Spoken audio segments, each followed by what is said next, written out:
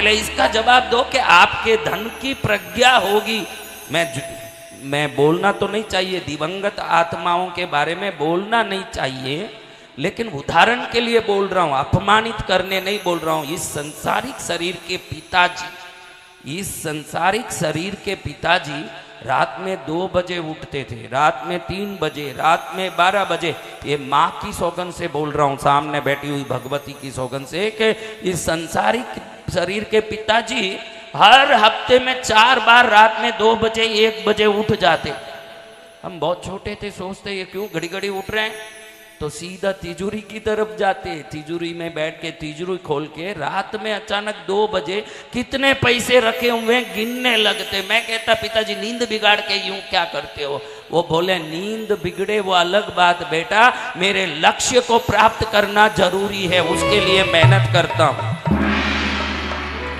इसके पीछे कुछ कारण भी रही, मेरी अपनी बात कहूंगा तो आपको थोड़ा समझ पड़ेगा कि मेरे नाना जी बड़े हीरे के व्यापारी थे। इसी राजस्थान के सोजत के पास बगड़ी गांव के बहुत बड़े व्यापारी थे, हीरे के व्यापारी। पिताजी भी उसी गांव के। तो ऐसे ही माता पिता का विवाह हो गया और मेरे पिताजी उस समय में एक छोटा मोटा एक कोई लोगों से माल लाके दूसरे दुकान में देना, उनसे कमीशन लेना, ऐसे छोटे से कमीशन ब्रोकर थे।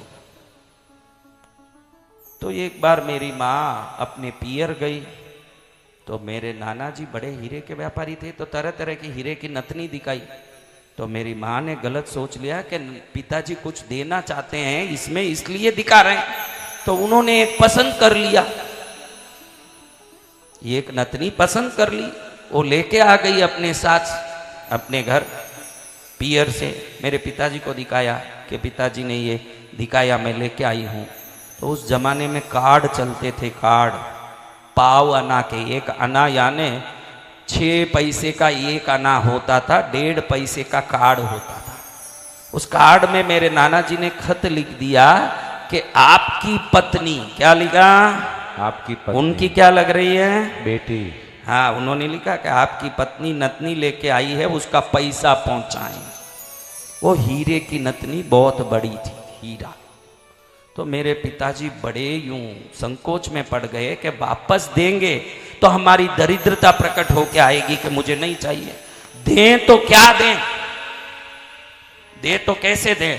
घर में जो भी पीतल के, उस जमाने में पीतल के बर्तन चलते थे, जबकि बात मैं कहता हूँ, तो घर के जो भी पीतल के बर्तन थे, जो भी चीजें थी, सब बेचनी पड़ी। यानी एक प्रकार से झाड़ू तक खाली करनी पड़ी और फिर जाके वो पैसा इकट्ठा हुआ भेजा।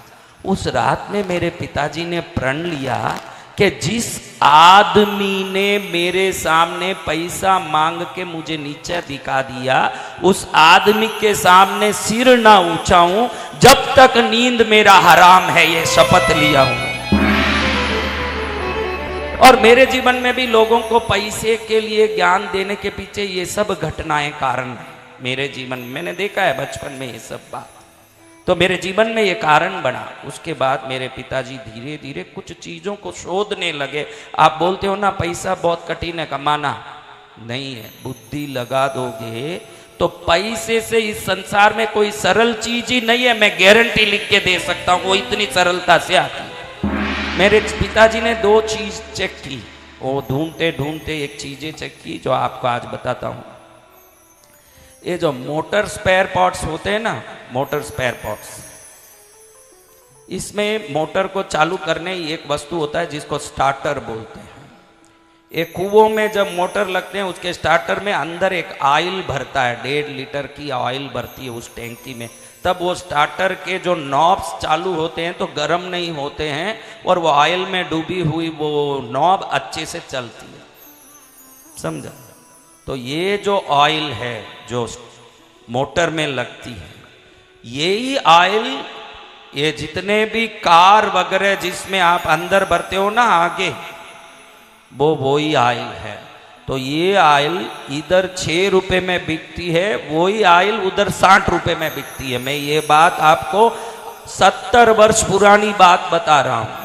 तो मेरे पिताजी ने 2 चीज ध्यान की कि स्ट्रिप्लेक्स स्टार्टर में जो स्प्रिंग आता है वो स्प्रिंग ही आज से 70 साल पहले BMW कार का स्प्रिंग हुआ करता था।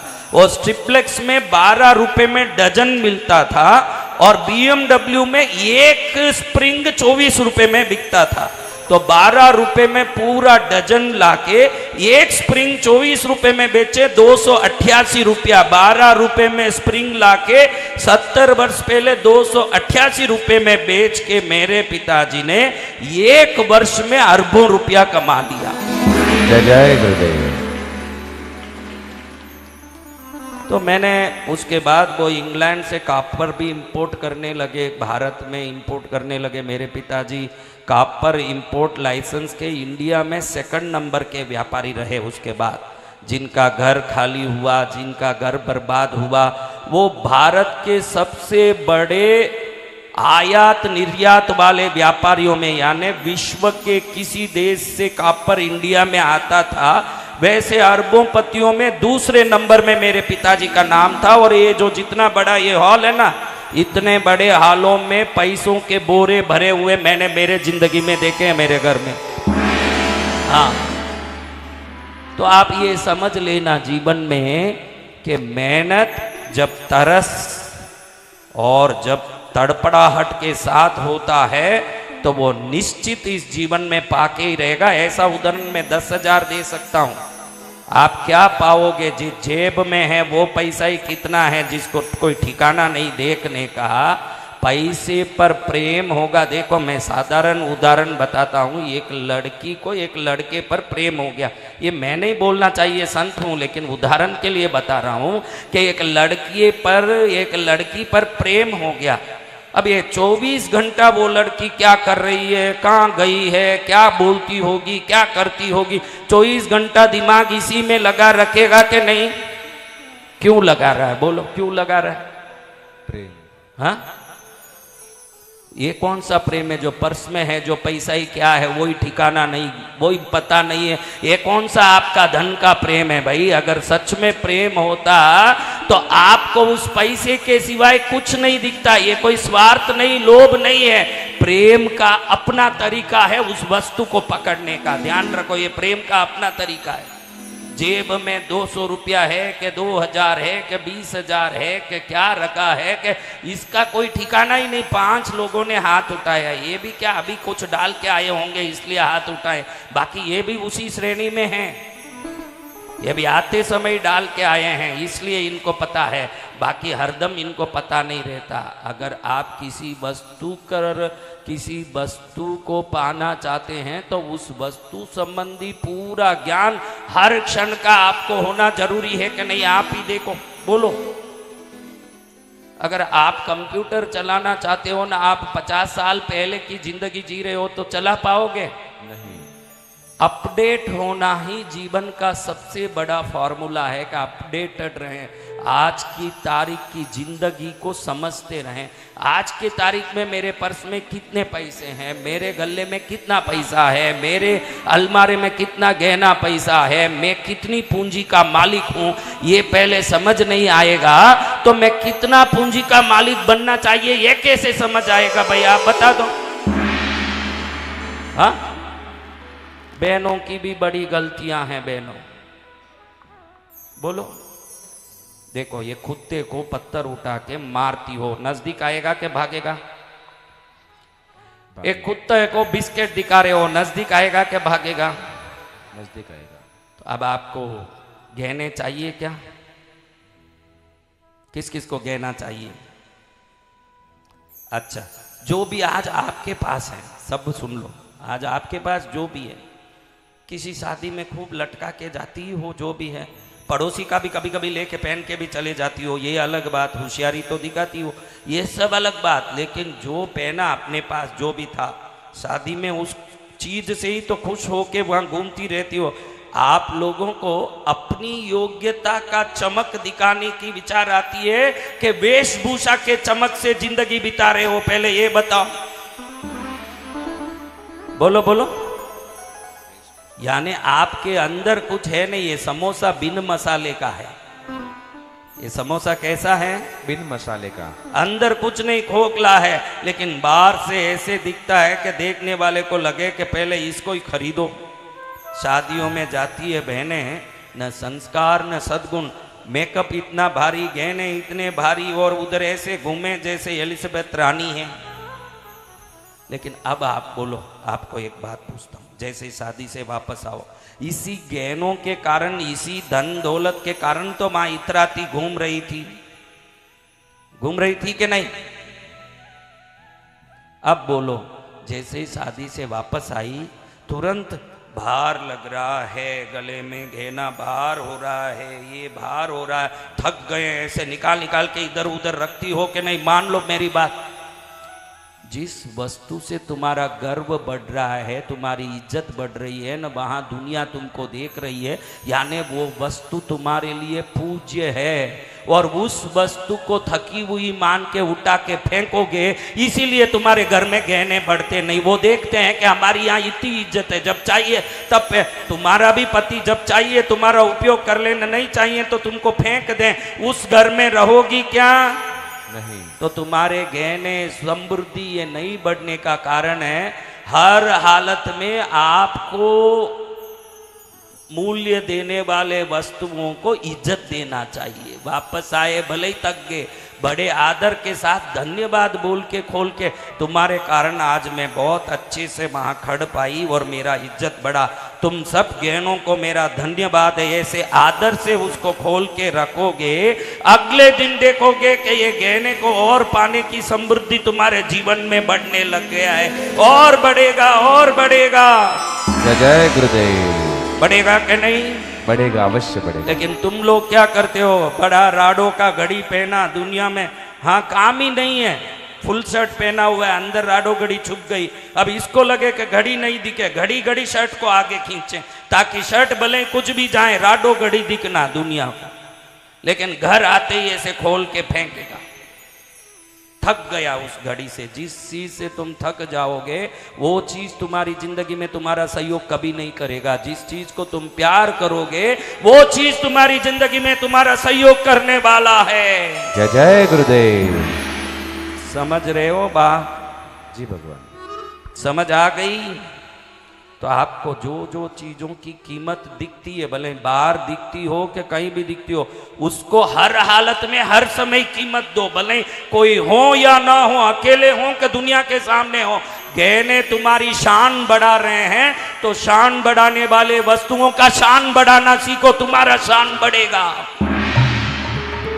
तुम ऐसे नहीं, जैसे ही कहीं बढ़िया साड़ी पहन के गई होगी, वापस आके ऐसे खोल के पटकेगी जैसे कोई वो पीड़ा हो, इसके लिए कांटा हो।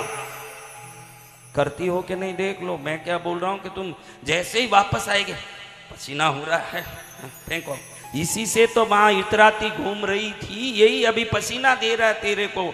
वो बोलता है कि अब मैं तेरे जीवन में ज्यादा नहीं आऊंगी, जितने हैं उसका मजा ले, अब बढ़ने वाली नहीं हूं क्योंकि तुमको मेरी इज्जत नहीं है। और संसार में वही वस्तु बढ़ेगी जिसकी तुम इज्जत करोगी। हाँ, वही वस्तु बढ़ेगी जिसकी तुम इज्जत करोगी। इज्जत दिया क्या? नहीं। सच मान लो, इज्जत दिया तुम लोगों ने? नहीं। दुनिया को दिखाने के लिए पहना, दुनिया में नाम करने के लिए पहना, असली में तुमको उस चीज की इज्जत ही नहीं है। और जिस दिन तुम इज्जत दे दोगी वो चीजें प्रसन्न होके अनंत गुना बन के तुम्हारे जीवन में आना शुरू कर देगी। बहुत सारे आएगी, लगातार आएगी, धम धम आएगी। जय जय गुरुदेव। कितना आनंद होगा, सोचो कि 20-40 गहने हों, वो कब होगा? हाँ, तो आज से ये ध्यान रखो कि हमारी मूल्यवान वस्तु का मूल्य का आदर दें। कपड़े खोलें कोई बात नहीं ना, अब एकदम भारी साड़ी पहन के गए, वापस आके उसी को पहन के थोड़ी सो सकेंगे, छुपेगा वो, लेकिन खोलते समय धन्यवाद भाव से खोले। भाई ये तुमने मेरे वहां पर कार्यक्रम में इज्जत बढ़ाया, तुमको धन्यवाद, बड़े प्रेम से। हम क्या करते हैं बोलो? हाँ, ऐसे मत डालो। आप सब ये ध्यान रखो कि वस्तुओं का उपयोग निर्जीव समझ के मत करो। निर्जीवों में भी वही ऊर्जा है जो जीवित वस्तुओं में है। जय जय गुरुदेव। ऊर्जा सब में, उसमें जीव नहीं है लेकिन ऊर्जा जरूर है। क्या है? ऊर्जा। वो ऊर्जा घूमती है, हमको बोलते हैं ऑरा फील्ड। क्या बोलते हैं? और फील्ड। आभा मंडल। एक नोट दो बेटा, कोई रुपए का नोट है? इधर से आएगा, चिंता मत करो, वापस देने का है। देखो एक नोट है ना, ये निर्जीव है, आप जीवित हो। लेकिन जब आप ऑरा कैमरा लेके इसका रिपोर्ट निकालोगे, इसकी भी ऑरा आएगी, आपको अगर नहीं मालूम हो तो। इसका भी एक आभा मंडल है। जिस व्यक्ति के साथ जो सिगरेट पीता है, बीड़ी पीता है, गुटखा खाता है, उसके जेब का पैसा निकाल के देखोगे तो उसका आरा नेगेटिव होगा। कैमरा में फोटोग्राफी लोगे तो उसमें नेगेटिव आएगा, उसके पास पैसे बढ़ने की चांसेस बहुत कम है। और जो पवित्र शुद्ध रहता है, बाड़ी की आभा मंडल, देखो इस संसार में भगवान ने कितनी विलक्षण चीज बनाई भाई रितेश, सोचो कितने चप्पल बदला दिए आज तक तुमने। चप्पल तुम चलो तो घिसता है कि नहीं?